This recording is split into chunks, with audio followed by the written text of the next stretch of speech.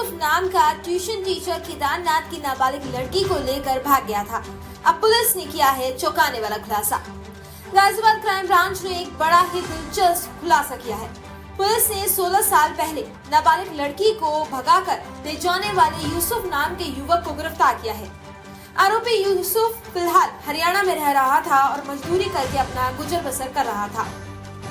साल 2008 में यूसुफ, जो कि मसूरी थाना क्षेत्र में रहा करता था और ट्यूशन पढ़ाने का काम किया करता था, पास में ही रहने वाले केदारनाथ नाम के व्यक्ति के दोनों बेटियों को ट्यूशन पढ़ाया करता था। ट्यूशन पढ़ाने के दौरान ही यूसुफ ने केदारनाथ की 16 साल की नाबालिग लड़की को बहलाना फुसलाना शुरू कर दिया और मौका मिलते ही फरार हो गया।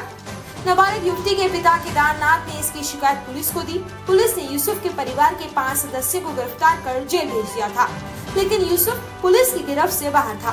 पुलिस ने यूसुफ के खिलाफ कुर्की और 50,000 के इनाम की घोषणा की थी।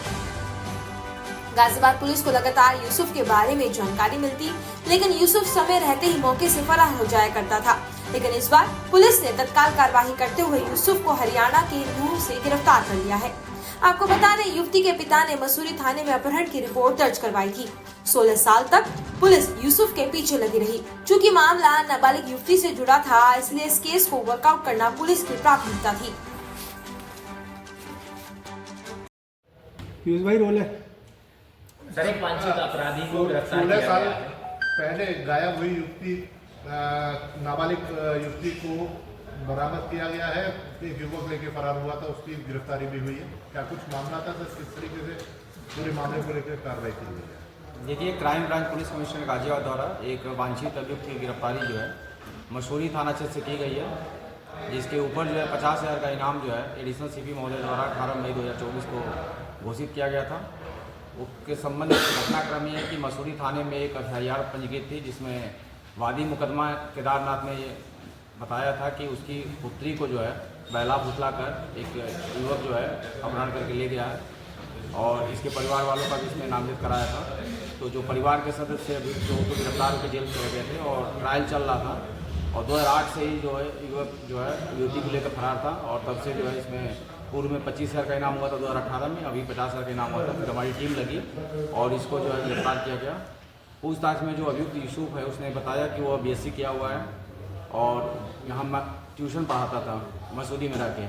उस समय वादी के पुत्रों को जो है ट्यूशन पढ़ाया करता था। उसी समय वादी की पुत्री से संपर्क हुआ और ये दोनों जो है उस समय फरार हो गए और अभी वर्तमान में जो है नूह हरियाणा में जो है रह रहे थे और वहाँ पे ट्यूशन भी पढ़ाता था और कुछ लेबर का भी काम कर रहा था। तो ये बहुत ही टीम की बड़ी सफलता है और अभी इस समय माननीय न्यायालय में ये ट्रायल पे भी केस चल रहा है। सर, जिस समय लड़की को लेकर फरार हुआ था उस समय लड़की की कितनी एज थी सर? उस समय लड़की की 16 साल थी, नाबालिग की लड़की। बताया जा रहा है दोनों ने शादी भी कर ली है। हाँ, ये दोनों ने शादी कर ली है, लेकिन चूंकि केस ट्रायल पे है और वांछित चल रहा था, इसलिए इसमें 50,000 के नाम भी घोषित किया था और टीम द्वारा गिरफ्तार किया गया।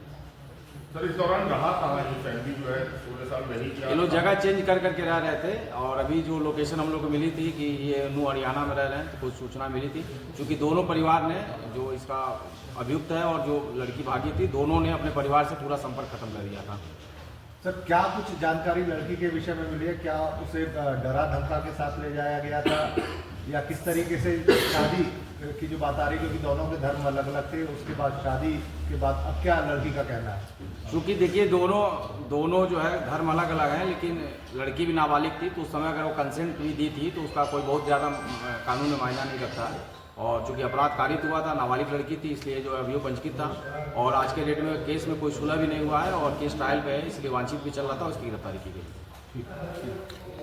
और लेटेस्ट अपडेट के लिए सब्सक्राइब करें वेलकम इंडिया न्यूज़ चैनल।